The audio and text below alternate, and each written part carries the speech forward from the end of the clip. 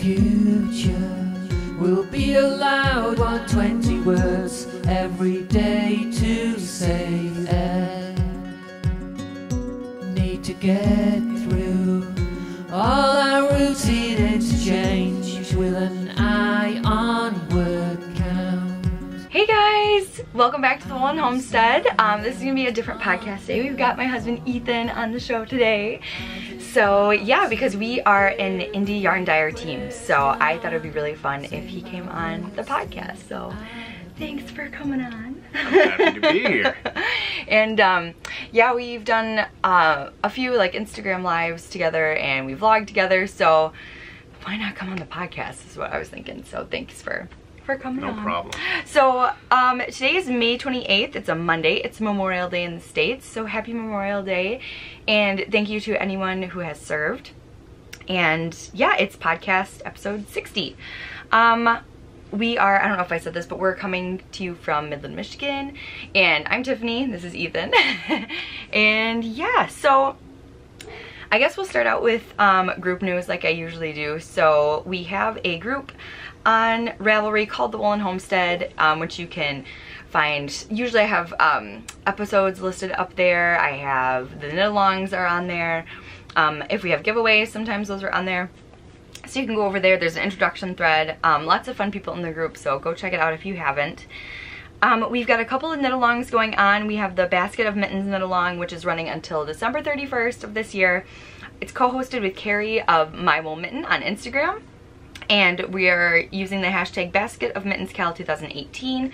Works in progress are allowed. You can knit mittens, half gloves, fingerless mitts, anything like that. It's totally eligible. Crochet is allowed. And if you are using the Woolen Homestead yarn, you are eligible for double entries, so you can post your picture twice in the finished objects thread. Then we also have the Summer Socktacular Knitalong, which is going until August 31st. Same thing, works in progress are allowed. You also get double entries for using the Woolen Homestead yarn, and we're just knitting socks together. So, and the hashtag for that is TWH Summer Socktacular 2018.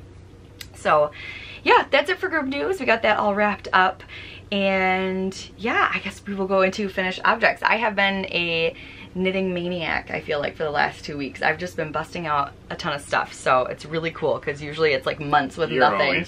You're always a knitting maniac. I am always a knitting maniac. You can vouch for that. I can't think of a time when she isn't. I have to always have it in my hands. It fees really weird right now. Yeah, having it in my hands. Walking the dog. I did. I did. Saturday, I had my my headphones in. I was talking to my mom on the phone. I was walking the dog and I had my sock on my, like the project bag on my arm, and I was knitting a sock while talking to my mom. Ultimate multitasking. Now that you mention it, I can't think of a time when you haven't been knitting. Oh, you're Benny. I'll go grab Benny. So that was Benny. He likes to be up here when either I podcast or when he hears us talking to each other. I think he's got to be with us. But that's labs. They love to be with their people. So totally. Benny's up here now. So if you hear dog noises, that's He loves Benny. to be with his people unless there's company over. Yes. He loves company. Like an unreasonable amount. Mm-hmm. He panics if he can't get to and the he company. like cries because he's so happy to see them. And he comes up to him with a ball in his mouth and he just cries. Well, and when company comes over, we have to have him meet them outside because otherwise he pees all over the place, everywhere. And and he does this thing where he'll just kind of spin in circles, and so if he's indoors, it's just pee. Urine. It's like a sprinkler. Yeah, it's not a good situation. He does that with my coworkers too. When I take him to see my coworkers, he loves them. So they're like his aunts. It's so goofy. But yeah, anyway, I don't know, honestly, any time that you haven't been knitting. I like the movie theater. I'm trying to think, now that you mention it, I'm trying to think of a time when you're not knitting. When I'm asleep. In church. Yeah. In church, in like when you were in college, in school. Yep. I think maybe at work is probably the only time you don't knit, except for, but then when you're on your break, you're like, is there any time, like, besides sleeping and in the shower when you're not knitting? That's pretty much it, yeah. That's, wow. Yeah. Yep. Gotta always have it going. But I think that's pretty normal in the knitting community. Oh yeah, definitely. That people are always knitting. Always knitting on the go. So, finished objects. Like I said, I got a lot done. So, and it was 2 weeks. So it was pretty cool. So the big magnum opus was my Speckle and Pop shawl. This thing was a labor of love. I never remember. Oh, there's the right side. Okay. So, I'm going to try and get this not in the coffee. I'll hold up one side. How about that? Okay. So, can we fit it? Oh, we can do side to side. So, here's one side. And yeah, this thing is ginormous and I love it. Oh yeah, and then the little end. I think it turned out really well, and you know, you were so worried about the colors. Oh my gosh, you even put it up on Instagram on what your colors should be. Way back in October. Yep. And you were just agonizing over what colors to put in there. Well, because it was a mystery, so you didn't know how it was going to work up. Yep. You know, so it was just like, ooh, and you just want to make sure you make the right choice. So, yeah, I had put that up on Instagram. Because I originally, instead of the mint, which is, this is our colorway Happy Little Narwhal, it was going to be our colorway Nymphadora Tonks. So it would have been purple to pink. I think I've got Happy Little Narwhal right here. So yeah, it's right here. Yeah, and so it's got kind of the same colors in it. You can kind of see, but obviously the pops with this green, you know, those aren't in there. Right. But the yellows, there's no orange in here, you know. But yeah, so it would look a little bit different, you know, knitted up because it wouldn't have the pops in it. But right. But it is kind of a decent representation of. Yeah, especially like in between, you know, where you have the garter ridges. Those are that's where you can see how the colorway knits up. But yeah, this whole project was such a like emotional roller coaster. It was an emotional roller coaster. Excuse me. I started it in October with the mystery Knitalong. I did not keep up with it at all. I pretty much failed on the first clue, but that's because this whole half circle up here with all these little pops, I'm just like like clotheslining you. That was all clue 1. That was supposed to be all done in a week. And not many people made it, I know. Like, it was mostly... Well, I don't think... I mean, I don't think he probably imagined that everyone would complete it at the same rate, you know? I think it was kind of a... It's more of a community building thing. It's just, you don't know what you're getting, and you just kind of trust the designer to see what you're gonna get. And so, yeah, I was like really excited about it. Then I totally lost steam and I was like, oh, I don't even think I'm gonna finish it. And I put it in hibernation for a while, and it was a couple of months, like 3 months or so. And then I had mentioned it on the podcast and a couple people were like, yeah, you should get it out and finish it. And I was like, okay, I'll do it, you know, because I was kind of feeling it. And then I like powered through the first, like that half shape. And then I was doing good. I did this clue, which is down here, this part. I really enjoyed that part a lot. It was really mindless. It was enjoyable. And then I got to the last part where it was 822 stitches on the needle for down here. And oh my goodness, that was a labor of love. It took, I timed it. It took 48 minutes for me to do 1 row. And it has brioche in it. And so it was just, which you don't have to do the brioche, but I love brioche, so I did it. And you can see how that looked. And yeah, I really like how that turned out. But like I said, it was definitely a labor of love. And then after I finished it, I was like, I knew that once I would block it, it would turn out a lot different. But even before I blocked it, I was just like, this isn't what I was thinking it was gonna be, and I was kind of bummed, you know. And then I blocked it, and then everything changed. Once I blocked it, it was like, it grew, which I knew it would. It's superwash yarn, it always does. It grew a lot though. A lot. Like I remember when I put it on right after I finished it, it like came to like here. Like it was really short, and I was like, oh my god, this looks so bad, you know. And then of course I blocked it, and it was just like growing. So yeah, I really like that. I think had I known how this was gonna look, I think I would have changed my color pops personally. I really like the main colors, but I think I would have changed my color pops, but I'm still very happy with it. I call it my 90s Speckle and Pop because it's totally Lisa Frank all over, and so I love it for that. But yeah, I really, really enjoyed it. At first I was like, I don't think I'm gonna do the mystery Knitalong this year, and now I'm like, well, maybe I will. So we'll see what happens when fall comes, if I'll do it or not, but I'll probably do it. But I used a size US 4 highest sharps for that. That was what the pattern called for. It's all the Woolen Homestead yarn. The other colorways are of the main one. This is back to the fuchsia, which we don't have that currently in the shop. I don't know if we're gonna do that one again, to be honest. It's a lot of pink, and I don't know. The fuchsia colorways don't do well. They really don't. But I think, honestly, I think it's partially because people are afraid of them bleeding. Yeah. You know, which it's very common. Yeah, and to a degree, I think pretty much any color that bright, that saturated is going to bleed a little bit. So you want to put like one of those color fast sheets, color catchers. Yeah, that'll help. Definitely. For sure. I mean, and back to the fuchsia, it doesn't bleed that badly. No. Not to the point where you would pull it up and the wash water would be like completely muddy. Yeah, and everything. Yeah, not at all. Like I mean, it might have a light tinge of pink. Yeah. But yeah, which you're gonna most likely get with any pink, red, anything pink, like that. red, dark purples. Yeah. So you really want to be careful for that if you're knitting like color work. Even some oranges, actually. Yeah, like a lot of the deep oranges. Surprisingly, a lot of the darker blues, purples, I generally don't have a problem with. Yeah.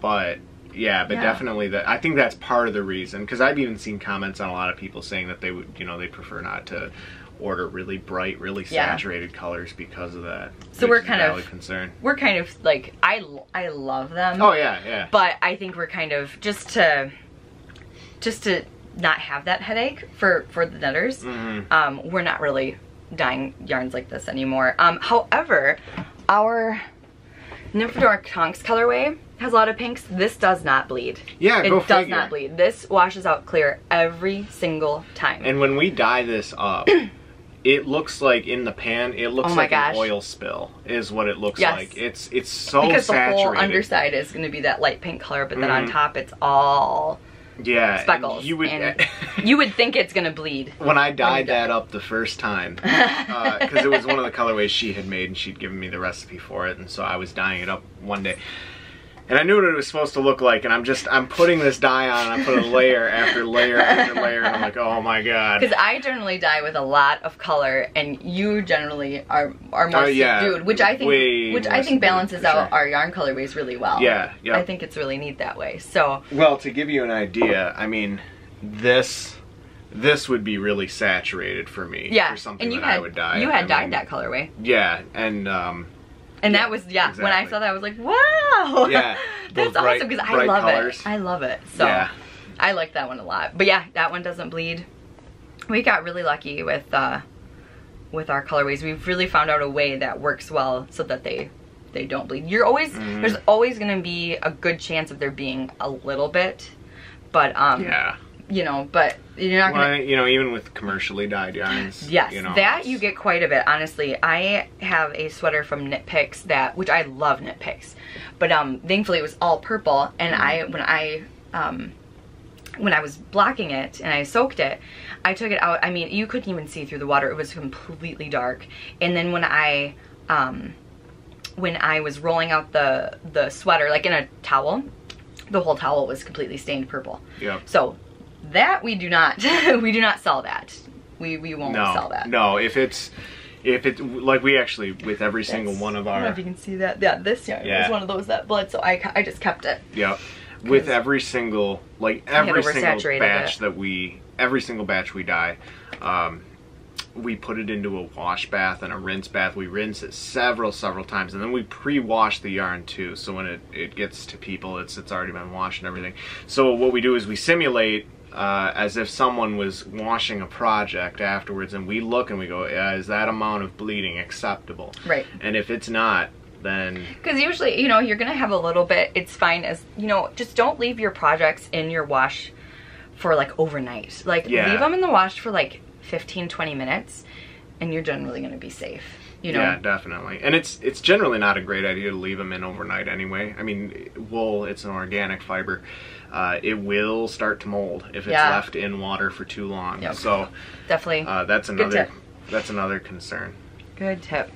So, yeah. So that was my Speckle and Pop shawl by Stephen West. Another finished object I had done this week I don't have with me because it was a gift. And on the podcast, I did not mention that it was a gift because it was for my mom, and my mom watches. So it was the pair of handspun socks that I was knitting. So if you watched previously, those socks were gifted to my mom. So I'll post a picture here of the finished object. And yeah, those are the socks. I did little shorties on purpose because I'm a nerd, and I thought it'd be really fun for me and my mom to have matching handspun socks. So I used half of the yarn. I like weighed it out and everything, and that's why I did them toe up. And yeah, so I'm gonna knit myself a pair of matching ones for my mom, for me. So we'll match.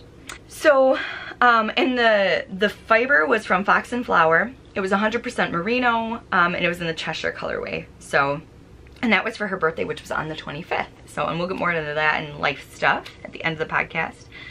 And my other finished object this week, and this is the last one for this week, I just finished these yesterday, are my Cup Mittens. So these were by, or the pattern, it's like a pattern recipe. It's by Cary, who is hosting the Basket of Mittens Knit Along with me. And she wrote down this little pattern recipe for these little coffee cups, and oh my goodness, I just think these are just too cute. And it's a free pattern if you want to knit them. I will have a link in the description box. I'll also have show notes in the description box and any links for social media for us if you want to get a hold of us, if you want to check out our yarns. That's going to be all down there in the description box. These were super, super fun to knit. This is a worsted weight. The gray is Lamb's Pride worsted, and it's like a mohair blend. The white is Patons, as well as the brown. The chocolate brown is also Patons. And yeah, I really, really love these. So thank you, Cary, for a wonderful pattern.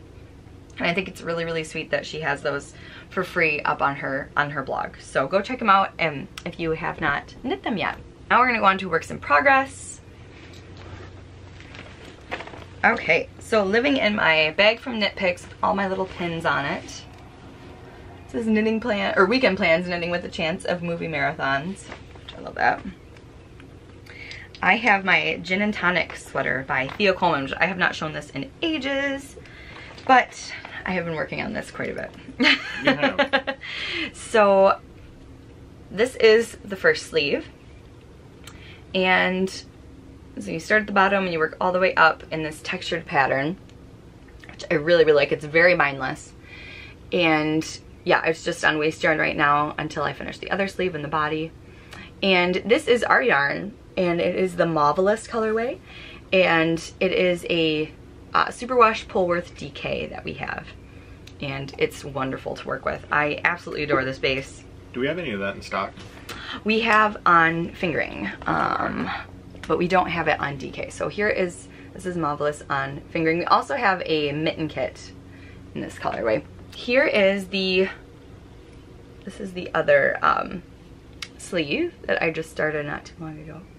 So yeah, really, really loving this. Using Hiya Sharps for these.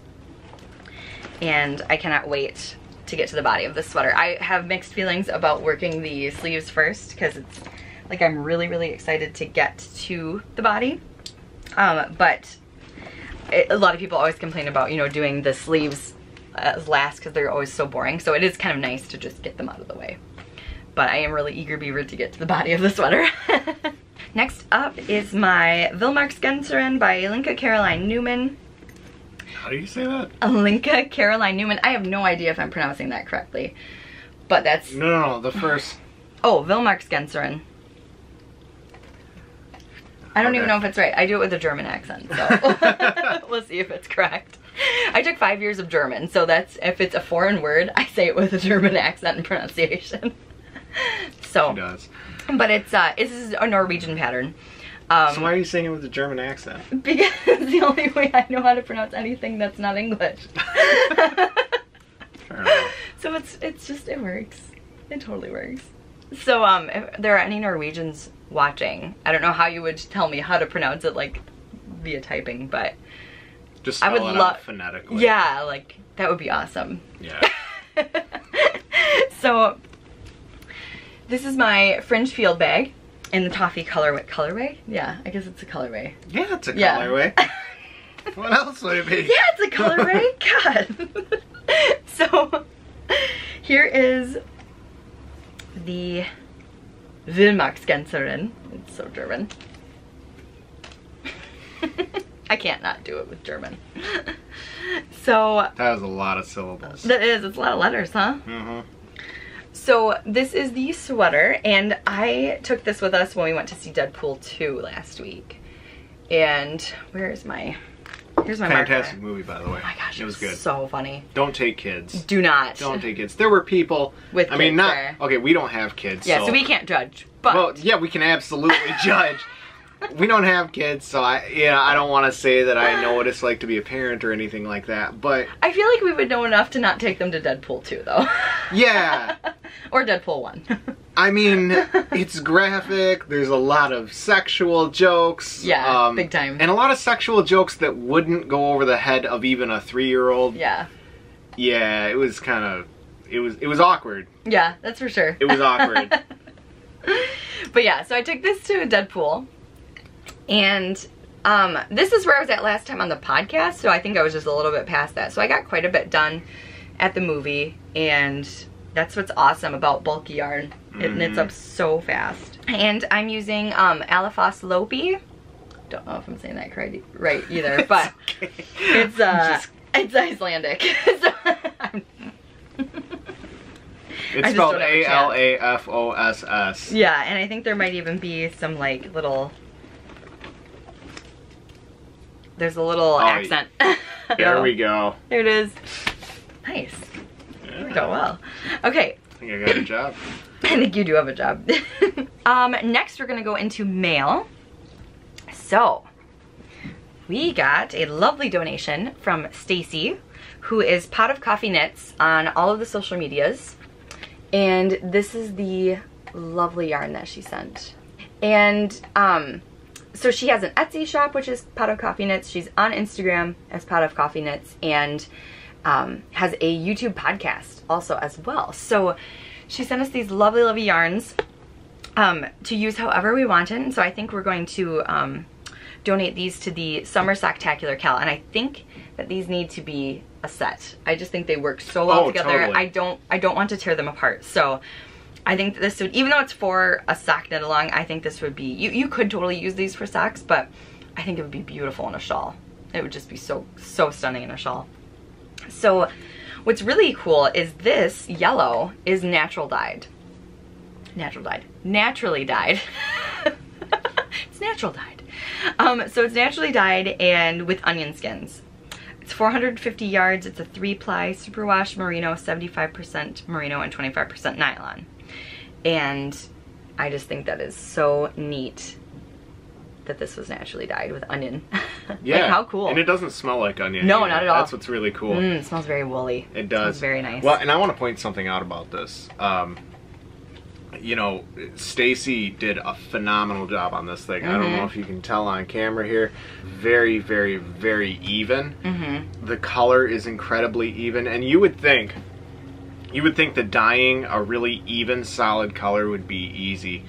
It's not. It's There's a really technique hard. to it, for sure. There is. It is not easy at all. It's not a process of just dropping the yarn in the pot and then leaving it. Yeah. It's making sure that you are that you've got, for one, the right amount of dye in there. And in this case, I don't know a lot about natural dyeing, but I'd imagine that the dye actually attaching to the fiber the process would be similar anyway. Yeah, it's pretty I've only done it once, but it's pretty similar, yeah. Yeah, and to get that even color across, especially multiple skeins, that's not easy, because you've got a lot of things on yarn that interfere with the dye saturating that fiber. Ties, other skeins of yarn, if there's any resistance in the yarn itself. And so to get you stir it a lot. Yeah, so to get an even color like this, rock on, Stacy. That's awesome. Good job, Stacy. We love Stacy. She's one of our faves.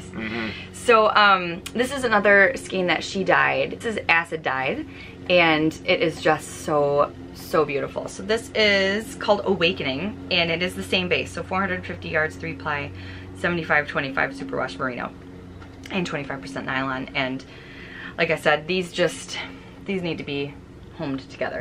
I just think they're too beautiful not to be. So yeah, so this will be a prize for the Summer Socktacular Knitalong, and yeah, can't wait. Well, and the other thing that's cool about these being paired together is that the yellow in the naturally dyed, the onion skin dyed skein, it really matches. It does. The Awakening really well, which is, I mean, awesome. Yeah. You know? Totally. That matches so well. Speckles are really cool in this too. I mean, lots of depth of color to this thing. This whole thing. Sorry. No, lots of depth of color in this hanky yarn. Very, very well done. Yeah. I mean, and it's super soft. Very super soft. Exceptionally soft. Yeah. It feels like it's got merino, or merino, cashmere in it. It really does. It's very, very soft. So yeah, thank you again, Stacy, for sending that to us to use as a prize donation. So it was very, very sweet. So yeah, go check her out. Like I said, YouTube, Etsy, Instagram as Pot of Coffee Knits.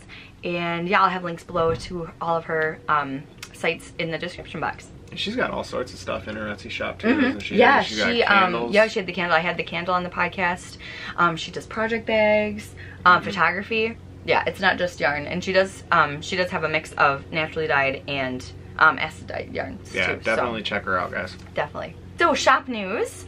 We will be having a shop update this Friday, June 1st at 6 p.m. Eastern. That has so far been the time that we do our shop updates. So it's worked a lot better than 5 p.m. Yes. So much better. Oh my gosh. Because I work till 3:30.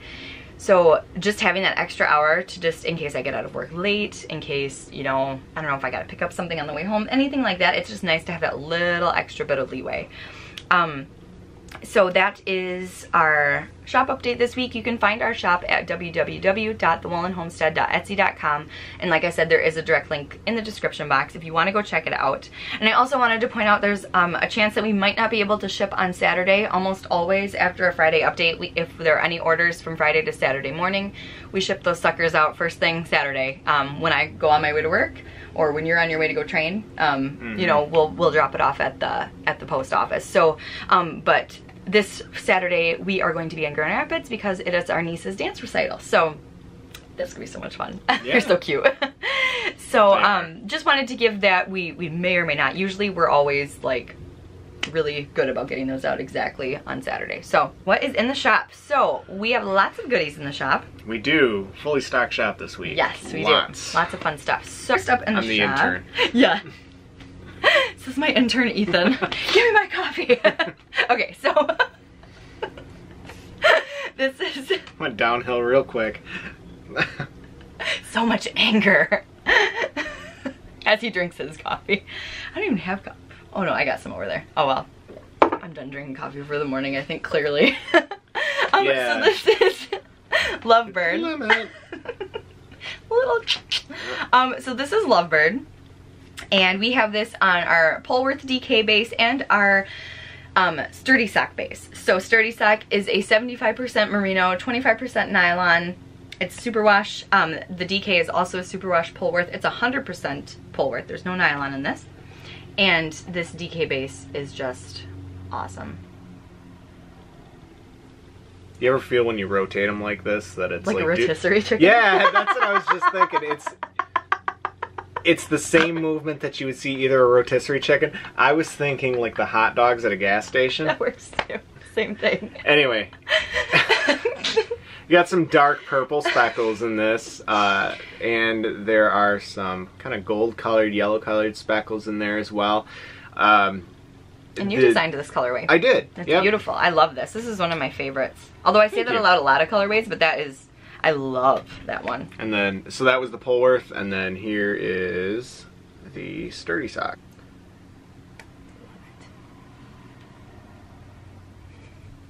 There we yeah, you can't think of it. It's not can't unthink of it. Alright. This is Odyssey. This will be the last hank of this in the shop. Yeah. This was a one-of-a-kind colorway. That one cannot be duplicated. It cannot be duplicated. I was having fun when I made it. That's super cool. You were trying out different techniques. I was. It was just trying out different techniques. This is actually one of my favorite ones. I wish I could duplicate this. Yeah, we might have to try to design something similar, like its cousin. Something, it might be Odyssey 2.0. V 2.0. This is Nymphadora Tonks. We've got it on Sturdy Sock and Polworth DK. So yeah, super fun. Like I said, this is a very like bright colored one, but it's not so saturated that it's gonna bleed. Yeah, this one doesn't bleed. It doesn't. That's the craziest thing It's like magic. So there's the Polworth DK. I think that would be too cute as a hat. And then this DK. Is the Sturdy Sock. So yeah, that's in the shop. This is Happy Little Narwhal, also on DK and Sturdy Sock. And yeah, this is the colorway that I used in my Speckle and Pop. I love this one too. I was having a lot of fun when I was designing that colorway. Add all the colors. So yeah, it's just got pops of blue, pink, purple, yellow, a little bit of brown together. Yeah, they look really good together. So we've got two tonals. We've got Marvelous and Vintage Blue Jeans, both on Sturdy Sock. These, oh my gosh, I adore these. I think we only have one of each of these actually in the shop available. So these were originally as mitten kits, but now we've got them just as single skein tonals. And actually we do have one of the Marvelous mitten kits left, which we'll show those later. So that's Vintage Blue Jean. And Marvelous. Marvelous, darling. Which we looked it up. It's mauve or mauve, right? Done looked it up. And then this one is Stormy Night. Yep, that's another tonal that we've got. Stormy Night. Nice purple tonal. And yeah, really nice for if you want to add on for like a shawl. It's really nice to be able to pair our tonals with other shawls. Or with other yarns for a shawl. Mm-hmm. Caribbean Escape. I love this one. I'm still thinking that these two would just be so much fun together. Totally. Especially something Steven West-esque. Cosmopolitan. Yeah, this is Cosmopolitan up top. And I love those together. Well, and I actually used a fairly similar dye technique between these two. So yeah, I really, really like those. Okay, so this is Choco Taco. I had never heard of a Choco Taco. And you thought I made it up. I totally thought she made it up. It sounds like something I would make up. This has got a lot of different colors. Speckles in here, very, very bright speckles over a brown base. Yeah. So. Oh, I love that. Yeah, that really, really makes me happy. At first I thought of like a milkshake. Like a chocolate milkshake, and then it just totally made me think of Choco Tacos. And yeah, we need to rectify that, and we need to get some. We need to find some. Probably go to the gas station and get one. This is Earl Grey. So this has a nice dove gray base with pops of green and kind of yellowy purples and things like that in there. I love, oh my gosh, I say that about everything, but I really love this colorway too. I love our yarns in general. I love knitting with them. I think the base is wonderful. Sturdy Sock, I knit with that the most. I adore it. I love it so much. So yeah, and also we found out from our manufacturer about maybe 6 months or so ago, they had changed the Sturdy Sock base. Yeah. So for people that bought the Sturdy Sock base over a year ago, this base is actually slightly different now. So I think it's softer, and I think it's not, I think the old Sturdy Sock was just a touch splitty, and this doesn't split. This is a lot softer. Yeah, it's sure. Wonderful. I really, really love it. And this one is Birthday Cake. So it's kind of blowing out. So it's got like a cream base with then pops of green and blue and yellow all over, and pink. And yeah, my birthday is actually tomorrow, so when we were dyeing yarn last week, I thought it would be fun to make a birthday themed yarn, because I'm nerdy like that.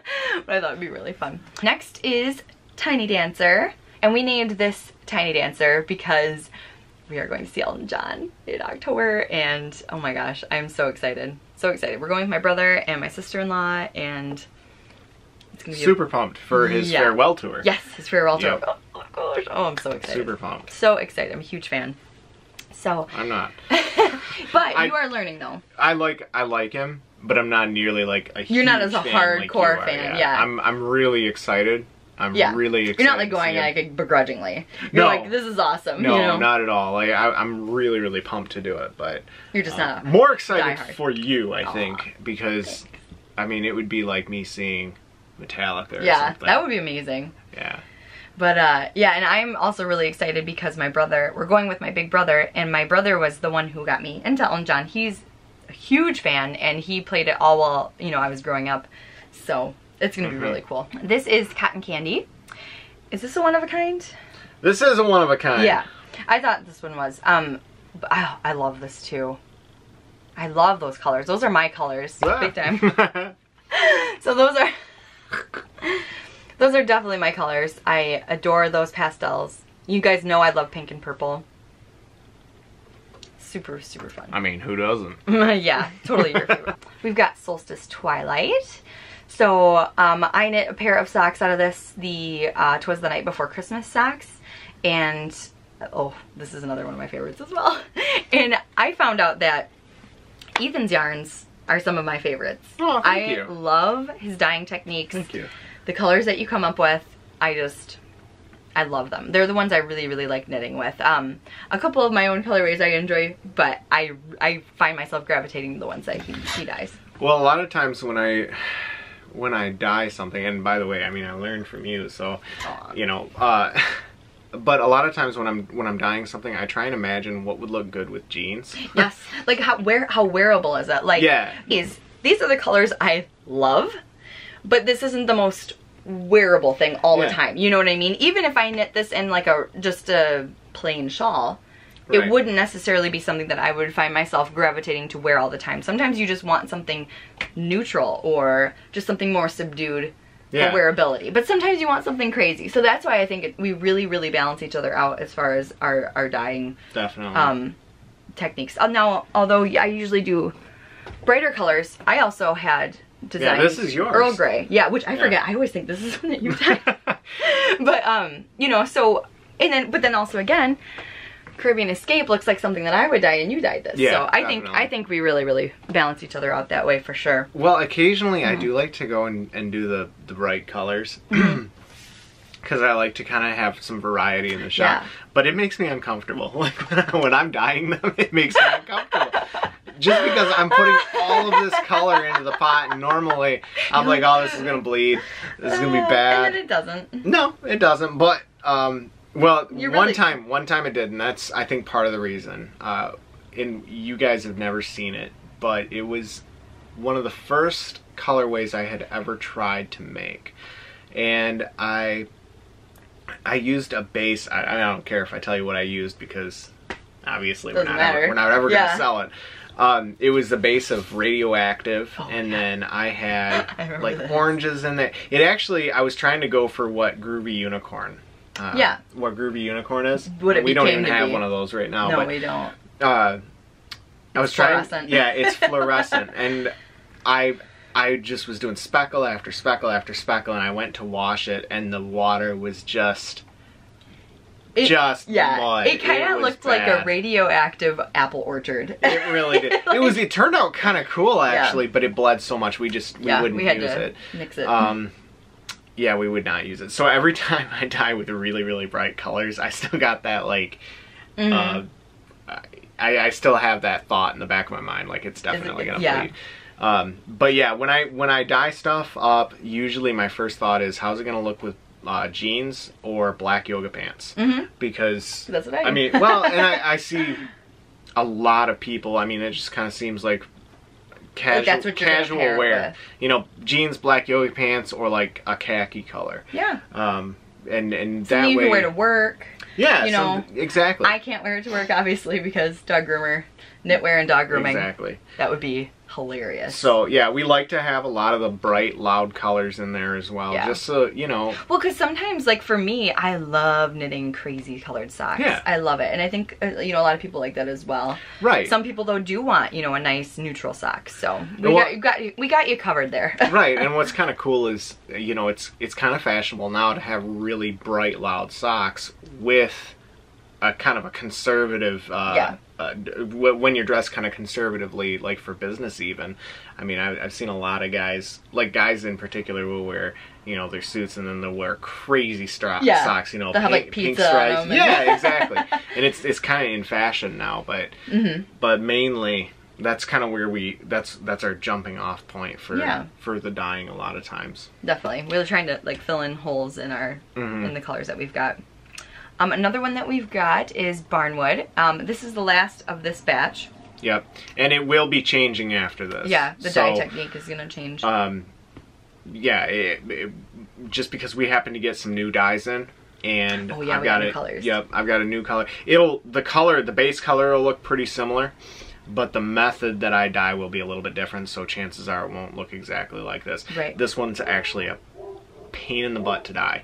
It takes... Isn't that fun when you're like, I really like how this turned out, but I realized that the technique that I used to dye it was very long, and it's not really, it just makes it a lot more difficult to dye up enough of them. It takes a lot more time. Right, yeah, I mean, this probably takes on average about 300 to 400% longer to dye a batch of this than it does to dye a batch of anything else. Yeah. It's ridiculous. It's layer after layer after layer, and then making sure you're not oversaturating it to where it bleeds. And so yeah, this will be the last batch of this Barnwood. So cool. Love it. And like we said, this is the last. That's the last one in the shop too.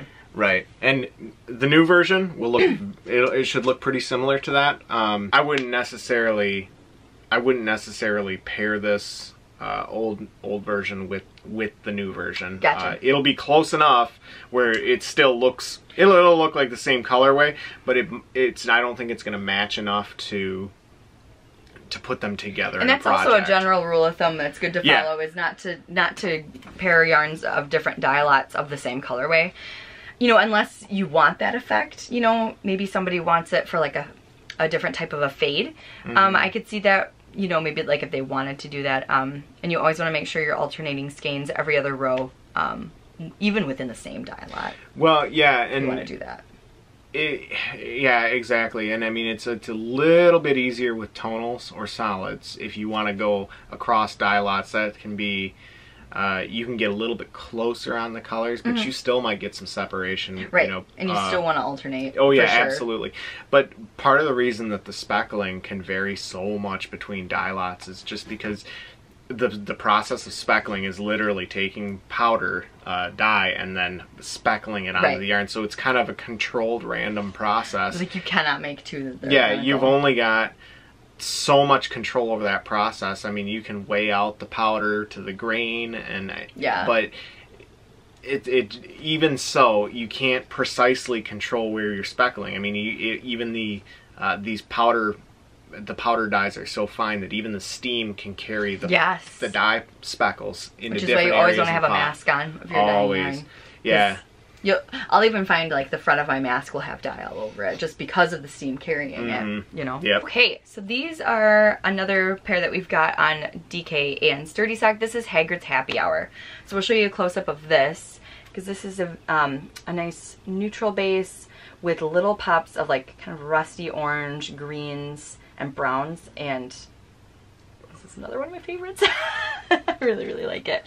Another one that Ethan designed, and it's just...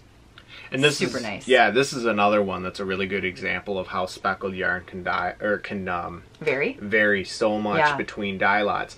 The way that I dye this is actually only like two dyes that I use in this, and you get a bunch of different colors.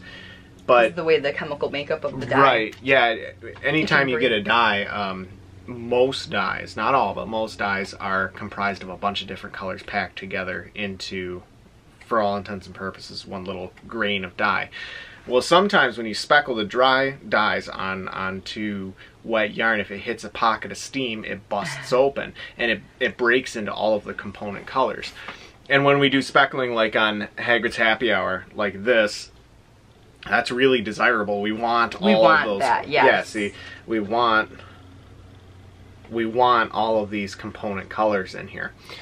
But the other thing about that is that it's really hard to replicate exactly. Right. So, which I think makes the the draw to hand-dyed yarn so oh yeah, totally, because you never know what you're gonna get. Right, you start with a direction, really cool. But yeah, but you can only do so much to precisely control it. Yeah. It's your first colorway. It is. This is Professor Sprout. I love this one. This is my favorite colorway just because it was the first one I ever did. That was so cool. But I remember I was at work and you texted me a picture of it. Mm-hmm. And you dyed it up on all singles, remember? I did, on accident. You were still learning. I was. Know. And this is kind of a mint green base. So cool on the singles. Yeah, I still have that. Do you really? Yes. Cool. I'm going to show the difference in bases, dyeing on bases. And this is actually, I think it was awesome that you had meant to grab the sturdy sock, but you dyed it on singles instead, but it looked so cool. And I had to keep one because it was his first colorway that he had come up with. It wasn't the first yarn that you ever dyed, because you had dyed blueberry crumb cake. And you do have that colorway of the first yarn that you dyed that you're knitting a sock on, but this was his very first colorway, and I love it. I love it on the singles. We'll have to get some more of those. I really like them for shawls. Speaking of blueberry crumb cake. Yes, blueberry crumb cake. So we've got this on sturdy sock and Pullworth DK, and yeah, this is a great like staple colorway. Oh yeah. It goes with almost everything. Yeah, I really, really like this one. It knits up really well. Yeah, I had knit a cardigan very similar to our vintage blue jeans colorway, but I had not dyed up the blueberry crumb cake colorway then. Mm-hmm. And so had I done that, I definitely would have knit that cardigan in that colorway. Well, actually, I'm gonna go grab my socks because I've got. So this is an example of how blueberry crumb cake would knit up. Not a lot of pooling or anything like that. Yeah, it knits up really nice in pretty much anything. Shawls, socks. Shawls, sweaters. Yeah. I love that. And that was the first colorway that or the first yarn that you ever dyed. It was. So it's really cool. Nebula. Nebula was the purple yarn that I used in my Speckle and Pop shawl. And I had not dyed this since last October. Really? Yep. Which was probably when I dyed it for that shawl. So that was really fun to dye up. Last Monday we didn't podcast because we both dyed yarn together, and that was a lot of fun. That was a lot of fun. We haven't done that in a long time. Forever, since probably last fall. And then I think this is last. This is Cherry Blossom, another colorway that I had come up with when I first started dyeing. I really love this one. I feel like it pairs really well with, like, along the same vein of blueberry crumb cake. It's kind of dyed similarly, and so you wouldn't get a lot of pooling with this as well, and it just has lots of little bits of purple kind of sprinkled throughout. So I use this in my Find Your Fade shawl, which I don't have right here, but if you look at like my project pages, you can see it's the last color that I used in my Find Your Fade. And like we said, we'll have a shop update Friday, June 1st at 6 p.m. Comment below on what you might like to see in the shop. Yeah, let us know, for sure. If there's any colorways that you'd like to see in there. Mm-hmm. If there's any like kits that you want to see, if there's any just anything. Yeah. If there's something that you guys are looking for, let us know. Bases, things like that. Also, don't be shy to message us on Etsy if you're interested in like a custom order for like a sweaters quantity, anything like that. We can definitely do that. Yeah, no problem at all. So absolutely. Yeah, just keep in touch. Yep, and we have free shipping on all U.S. orders. All U.S. orders are free shipping. But yeah, so comment below. Let us know what you would like to see more of, what you would like to see less of. Yeah, do you want sock kits, anything like that? Yeah, because honestly, most of the time when we dye, we just go on based on what we think people would like to see. Yeah. And if you comment, you might not see something immediately, but the more and more people say that they want to see stuff, that's stuff we can put it in rotation. Yeah, we would absolutely love to start incorporating stuff that people want to see. So yeah, it would definitely comment below. Cool. The last but not least is life stuff. So like I said, it's been 2 weeks since I podcasted, and we did do an Instagram live last week, which was really fun. It was And fun. Facebook Live. We did both. We had the iPad and the phone. Yep, while we were dying. And actually, if you want to see it, you can see that still on our Facebook page. So we have a Facebook page called the Woolen Homestead. We've got links below in the description box for that. You can, that's actually saved to the profile on Instagram. It doesn't save. So if you want to go check it out, you can. It was a lot of fun. Definitely want to do that again. And yeah, we dyed yarn together last week. That's what we were doing actually in the Instagram Live. We went and saw Deadpool 2, like we said. Loved it. It was a lot of fun.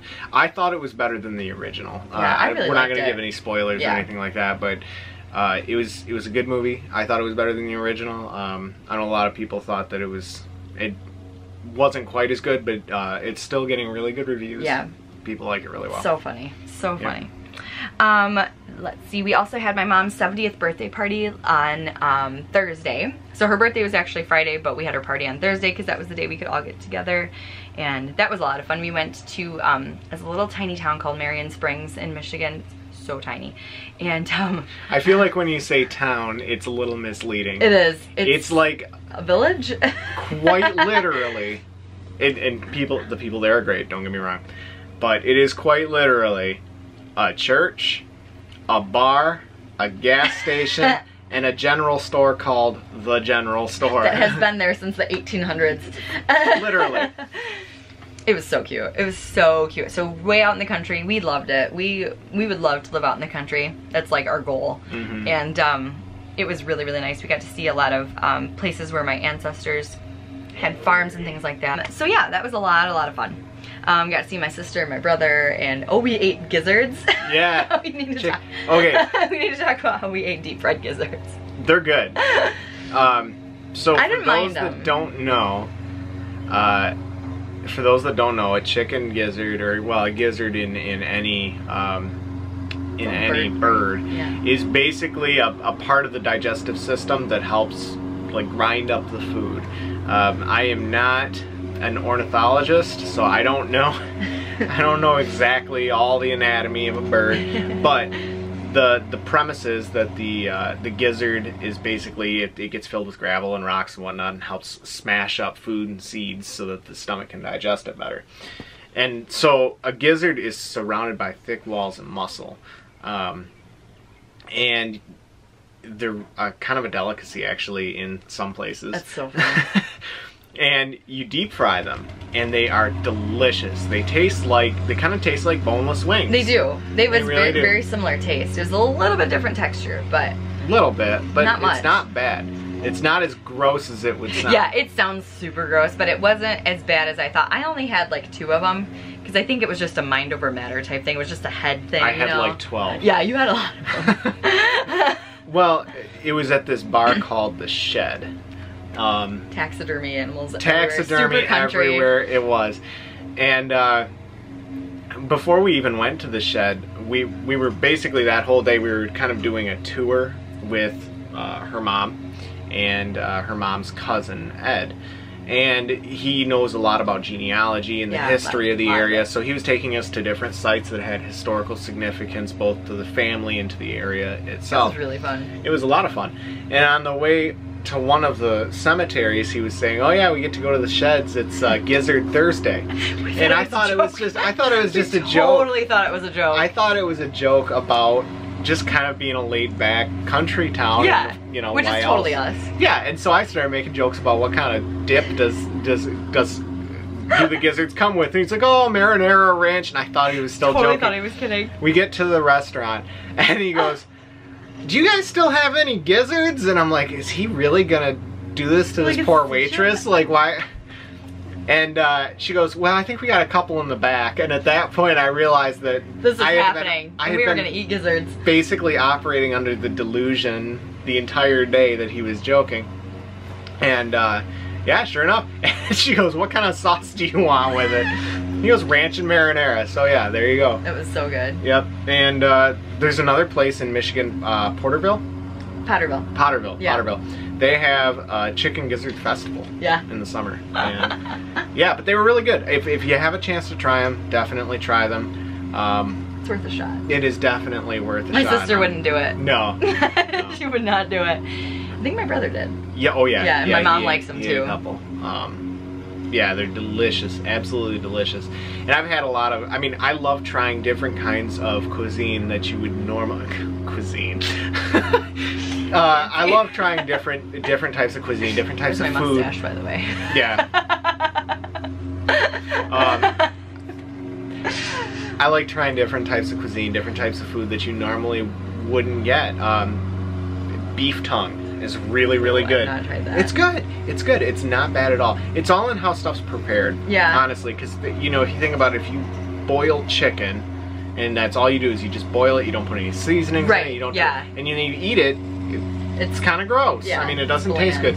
But if something's prepared right, especially by somebody that knows how to prepare it, the best way to try new foods, is absolutely to go. Especially if you can get it from like the area, the local area that it's common in, that's the way to do it, because they know how to prepare it. They've been eating it for generations, and that's where it's going to be best. Like if you're going to try catfish, for example, if you never had catfish, get somebody from Louisiana to cook you catfish. Yeah, totally. Super authentic that way. Definitely. You know, if you've never really been a big fan of like Mexican food or Chinese food, have somebody from Mexico or South America cook you actual Mexican food. I didn't even really like tamales or anything like that until I had some from a lady that was actually from Mexico. They're amazing. Oh, yeah. Absolutely different. Chinese food, it's the same thing. I've had the kimchi that you get like even and I'm kind of bouncing around the map here, but the Philippines, kimchi's really popular there, which is basically like a pickled cabbage. I've never had that. It's really good. And I didn't like it. I always had the prepackaged stuff from the store. And then I had someone from the Philippines that actually made it, and she gave me some. It was phenomenal. Awesome. Yeah. So you gotta go to like the source. Definitely. Definitely. What else? Let's see. Oh, my birthday is tomorrow. I had mentioned that before, so that's gonna be fun. Her birthmas. My birthmas. 29. Yeah. 29. I don't like it. You don't like it. I don't mind. I mean, I'm younger than you are. Yeah. I'm 27. Only by a year and 4 months. Mm-hmm. So not that bad. But I don't know why. Everyone always wants older. Yeah. The concept of turning 30 doesn't seem to bother me very much. I never thought it would, but now it, for some reason, like maybe, like 29 is kind of got me, I don't know, I'm like mixed feelings. I'm always like, woohoo, and then I'm kind of like, I don't like it. You know, like I remember when I turned 25, that was the first time that I had a hard time turning the next age. So ever since then, it's kind of been mixed feelings. You know, it's like inching closer and closer towards 30. So I think once I actually get to 30, I'll be fine. Yeah, but think about it this way. When was the last time somebody talked to you like you didn't know anything because you were younger? That's true, yeah. It doesn't happen as much anymore. Yeah. And that's they kind of treat you, you know, as an adult more, you know? Yeah. Although sometimes people still think I'm like 20. You kind of look 20.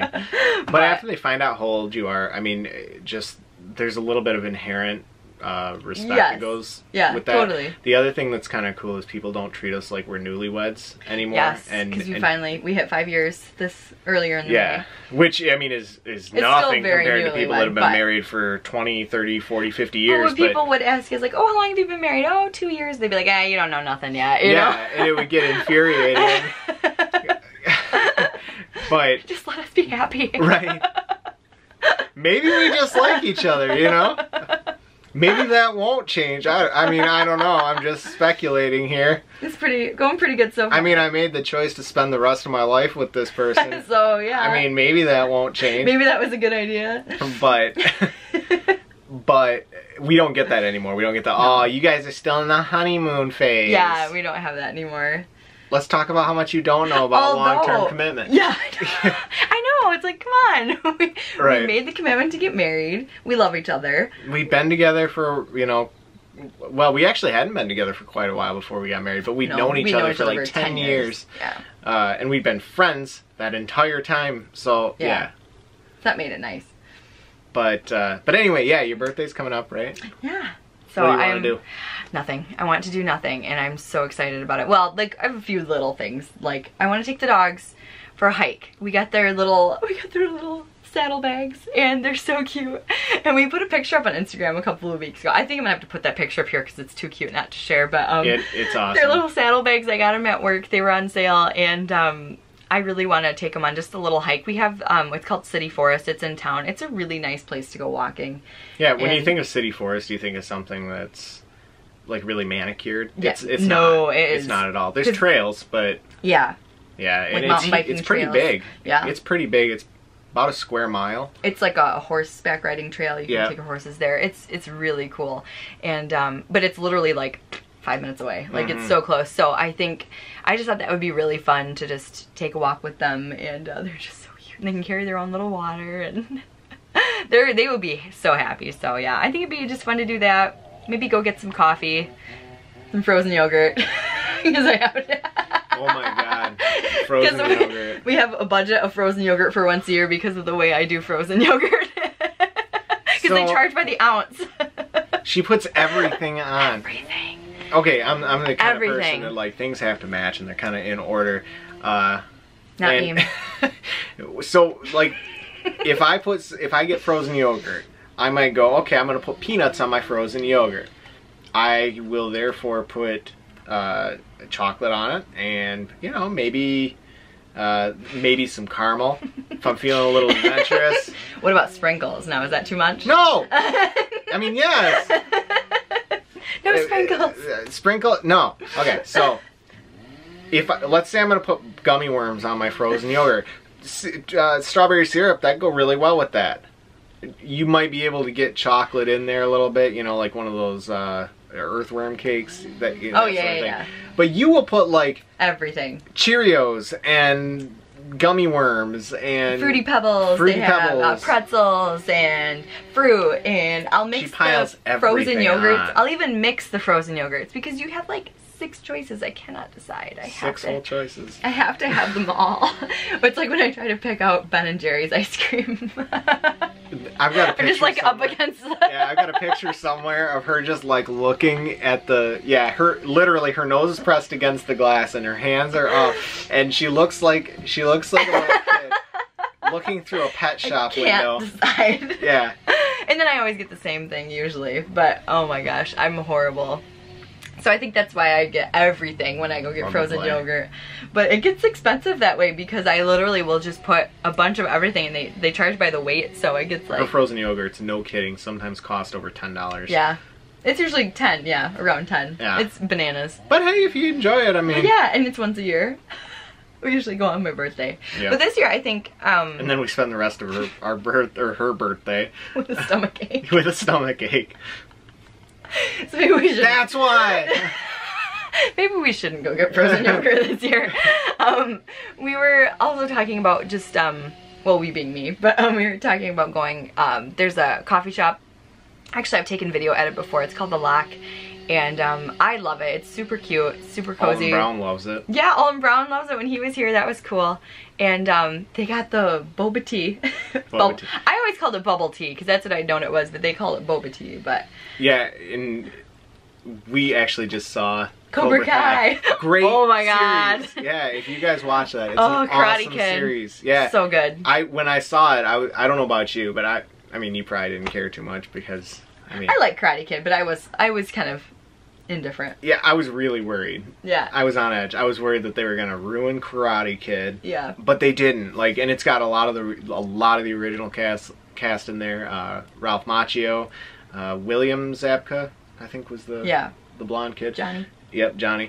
And it's just a great story. Yeah. It's a great story. That's awesome. Yeah. So we highly recommend it if you wanna. It's on YouTube Red, but you can get a free trial. That's what we did, and super cool.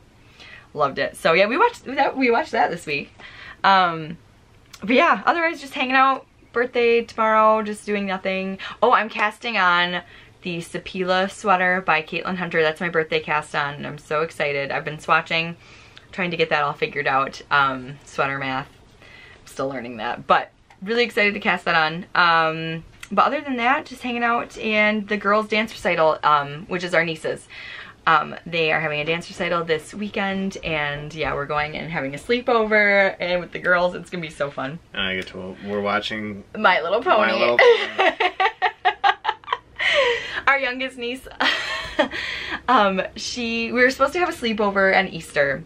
Well, yeah, Yeah, and then Ella got sick. Why did Ella get sick? Because she ate chicken bones, which I did. How many chicken bones did Ella eat? A whole plate of chicken bones. A whole plate of chicken bones. It was so scary. Oh, that was so scary. So, which I did mention that a couple weeks ago when that happened.